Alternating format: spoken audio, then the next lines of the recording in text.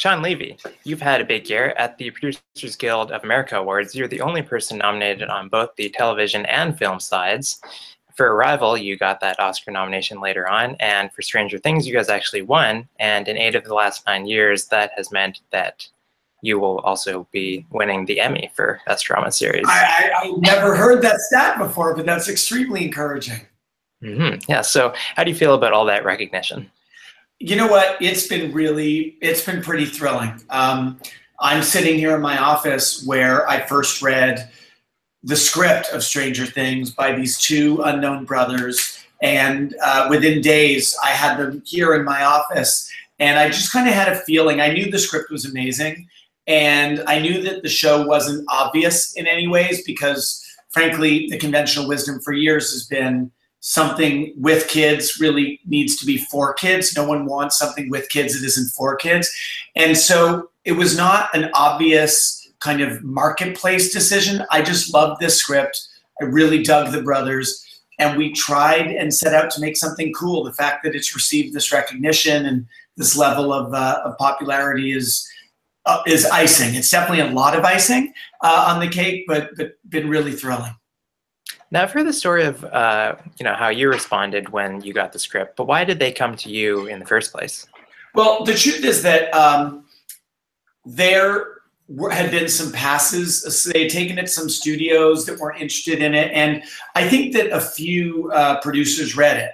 And I think you can see in the background the poster for Spectacular Now on my wall, and that was about 4 or 5 years ago. That was kind of a real pivot point where I kind of said to everyone who works for me here at 21 Laps, which is my company, I'm like, look, I'm going to keep directing what I direct, but I want us to be more broad and more varied in what we produce. And Spectacular Now was the first one.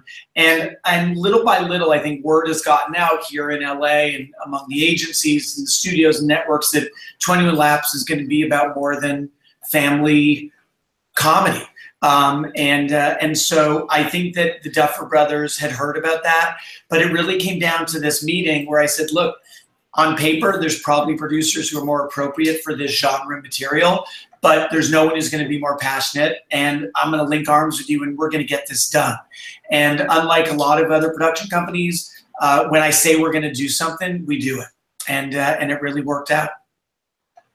And how did you come to start in the industry?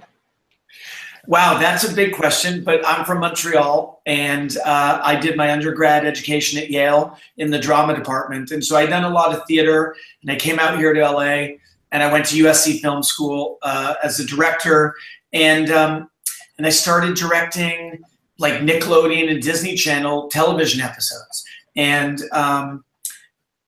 little by little, that led to my first movie, which was this kind of very broad family comedy called Big Fat Liar that was made for not very much money, but made some good money. And that literally led movie to movie to movie. And I think I did like 7 or 8 movies in a row, and each of them were hits. So it led to the next one. And so, it's not been without its stumbles and its complications, but it's been pretty fun, I have to say. And now this chapter with Arrival, with Stranger Things, with movies we have in production right now, to be able to do this variety of storytelling has been probably the most thrilling chapter.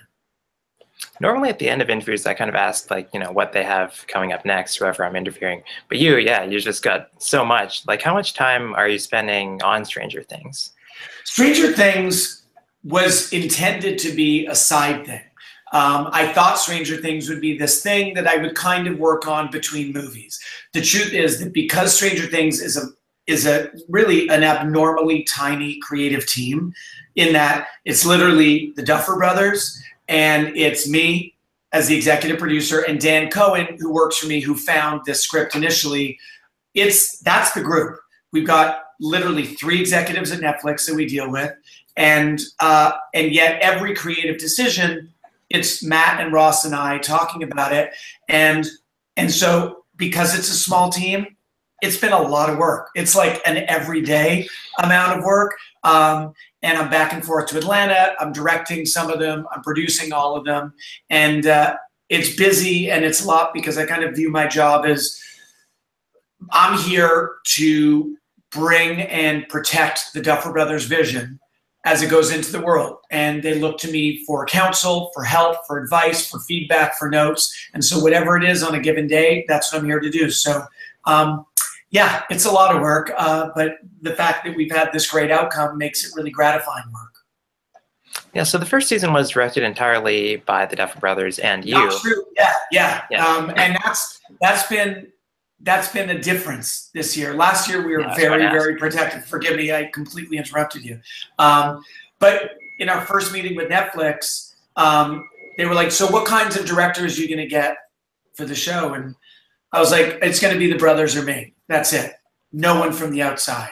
And I think it's why season 1 has a real kind of consistency to the tone and to the look and to the vision. This year, we've had 2 other directors come in and do episodes, Andrew Stanton and Rebecca Thomas, and those episodes are turning out great. But in a first season, when you're trying to be really rigorous about the aesthetics and the feel of the show, I think it was to our benefit that the circle of directors was no greater than the circle of producers. It was just the brothers and me, and we like keeping it small. And then I guess by this point you feel more comfortable, so you don't need to necessarily be there making every decision, or is it? Yeah, I mean, it's interesting because, look, we got great work from these directors who came in season 2. I would be lying if I said we aren't still most comfortable when it's either them on set or me on set. And so I'm sure we'll keep using other directors in future seasons, which I don't want to take for granted. We're hopeful there's future seasons. It seems likely. But we're going to direct as many of them as we can until we can no longer sustain that pace. That's very cool. And we're an Emmys website. So of the 2 episodes that you directed from the first season, which one do you know have you submitted to the Emmys? I think that Netflix submitted the episode 3, which was called Holly Jolly. And I guess it achieved a certain amount of buzz at very least because it's the Christmas lights episode, it's the Ouija wall episode, it's the first time the Demogorgon starts reaching through the wall, actually breaks through the wall, and it ends with the discovery of Will Byers' body in that quarry, and that David Bowie song is covered by Peter Gabriel, and it ended up being kind of a real pivot point of an episode for us. Because much like this year where the brothers did 1 and 2 and I did 3 and 4, episode 1 and 2 is kind of, we're setting up the world, we're setting up the characters. On our show, at least, whether it's season 1 or season 2, it's those 3rd and 4th episodes that are like pivot points to the truly crazy shit. And I got lucky in season 1 and I got lucky again in season 2 because that is where things tend to start going bonkers. All right. From now on, we'll watch out for your episodes. Yeah, no, but the truth is, our hope, especially in season 1, is that you can watch episode 2, 4, 7, and it's going to feel like it's of a piece. Because the whole reason we pitched to Netflix, and Netflix was our first network that we pitched together, the Duffers and I, and we sold it that day. And we wanted Netflix because we always thought of this as an 8-hour movie. And that doesn't work if different episodes feel different. It needs to feel like one long piece of storytelling. And the way people ended up watching Stranger Things, i.e. binging it pretty hard, I think a lot of people did watch it as an 8-hour movie. Yeah, I'd say, Netflix, they're known for giving so much freedom to, all the various creators. But I feel like your show especially, like you really knew when to kind of cut yourselves off, whereas I find, if I may say so, that a lot of other Netflix shows, they kind of go on and on to kind of 13 episodes where you guys just had like everything condensed, so that it could be watched in one sitting. Exactly. And it helps that, it helps that from the beginning, Netflix like do as many episodes as you want. If you want 8, fine. If you want 10, fine. And we never felt any pressure to service some network mandate. And it happened that there were 8 chapters in the first season. There's 9 in season 2. And honestly, season 2 could have easily had 13. The way it turns out, we ended up mining so much story. But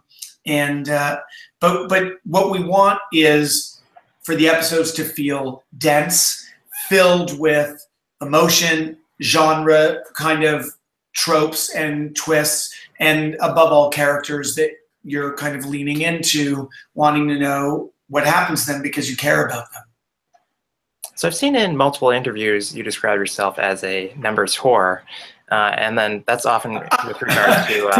That does sound like me, but I'm mortified if indeed I've said that on more than one occasion. I saw it in Hollywood Reporter and then in Variety. So. Okay, all right. But yeah, it's usually in response to questions about how Netflix doesn't, release their numbers.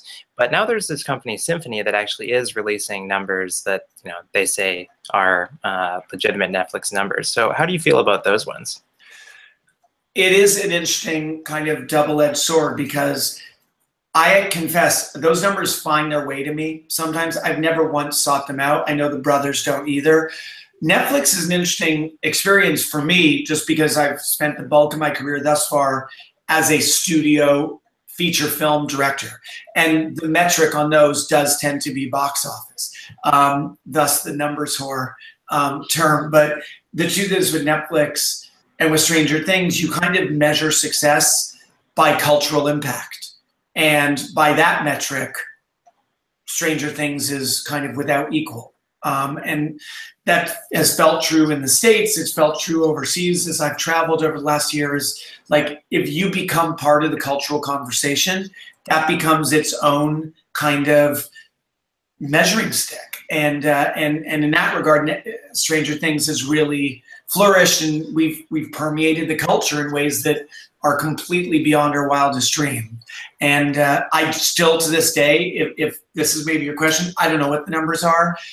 It feels like we're really popular, and it feels like we're really popular relative to all other Netflix shows and all other streaming shows. But to be honest, I haven't asked because it's been made clear to me that they will not tell me. Okay. I feel like Barb alone, Barb alone, if Barb is a metric of cultural impact, then we're a blockbuster, I suppose. Is there anything else kind of like Barb that surprised you about, the response to the show or maybe how things turned out? Barb is definitely possibly the biggest surprise, the extent to which she was championed and embraced. And I think the popularity of Barb speaks to the fact that the show is to some extent about outsiders. And I think it reflects the fact that all of us feel a little bit like outsiders kind of trying to fit in and seem mainstream. So the Barb in all of us, I think, resonated. But beyond that, I think the kind of thing, the impact of the music, which was a Duffer instinct before they shot a frame of the first episode. They knew they wanted this music. They knew it in their bones. And as I said earlier, my job was to take what their instincts are and to make it happen. So they wanted those composers, got them approved. They wanted the Millennium Falcon. I went to the upper levels of Lucasfilm and I got that approved. They wanted Ghostbusters, as costumes this year. I called Ivan Reitman. So it's like whatever it takes, that's my job. And I think that that's another thing that's been surprising is the way the episodes have been kind of analyzed and deconstructed for filmic references. And there's a kind of split screen cut that the brothers and I got sent early on where people put shots of ours up against shots from classic films. And at least a third of them were unintentional. And so I think it's interesting the extent to which that filmic language is inside us in really unconscious ways. But all of it, man, it's like we're a show with interdimensional monsters. It's what Ross Duffer said backstage after we won the Producers Guild Award. When they're like, is this a surprise? And we're like, yeah, like we have a show with kids in the 80s with, Christmas lights as ways of communicating and interdimensional creatures coming through walls to like kill people. This was not built as a fancy show. This was built as a show that would hopefully entertain and would hopefully resonate and would present characters that we hoped people would root for. So the fact that it's been embraced with the kind of pedigree that it has, that's the biggest surprise. Does Netflix talk to you all at all about how they're going to campaign you guys versus, kind of their more fancy show, The Crown? No, is the answer, other than to assure us that we would be a major part of that campaign and of that conversation. There's no question that, as you say, when we won the Producers Guild, and then the next night when we won the Screen Actors Guild, those were good harbingers of our chances. And I think it was the first time where people were like, oh, wow, this genre show is also embraced by the kind of fancy people. And that's really gratifying because we take tremendous care in how we craft every aspect of this show. No less care, frankly, than they do on Westworld or they do on The Crown. And our show is a little bit, it's different aesthetically, it's different stylistically, but we sweat everything, every detail, every decision, every line, every moment, and every scene.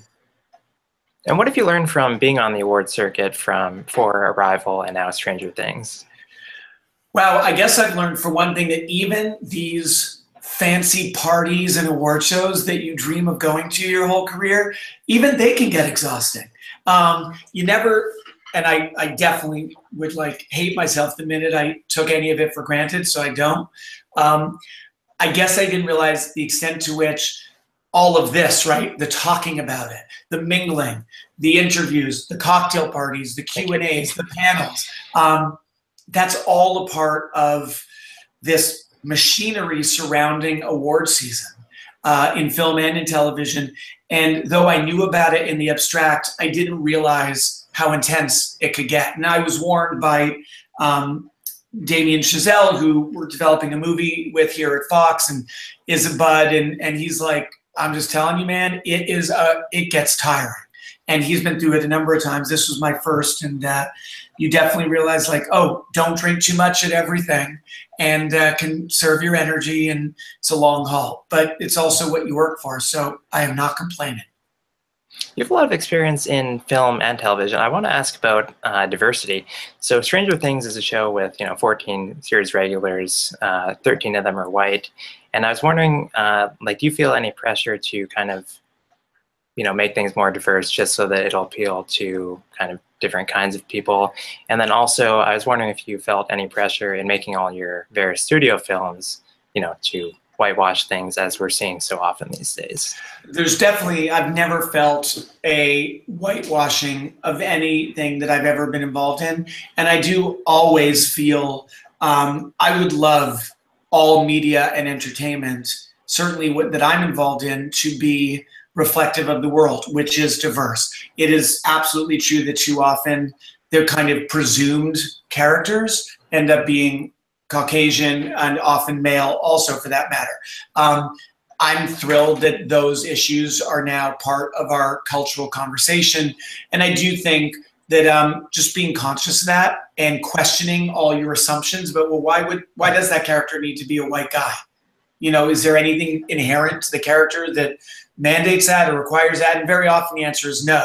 And so I think you'll see more and more, certainly in the movies that we are producing at 21 Laps, and even in season 2 of Stranger Things, an increased diversity, not because anyone is telling us it needs to happen, but because that is the world we live in. That is the mindset that we try and kind of relate to others and the world around us with. And so more and more, I think you're going to see that reflected in the content. Cool. And lastly, can you just give us a little tease of the second season? I'm trying to think of what tease I can give you that we have not given elsewhere. Certainly exclusive. Yeah, no, I know. I would love to give Gold Derby something exclusive. The truth is that I'm so forbidden to say so very much. I think that I've already said this, but in case this has not been put out there, Will Byers is very much at the center of several intersecting challenges and threats in season 2. And I think overall, the kind of forces of evil that are inherent in season 2 make that Demogorgon look quaint in retrospect. All right. Thanks very much. We'll stay tuned. All right.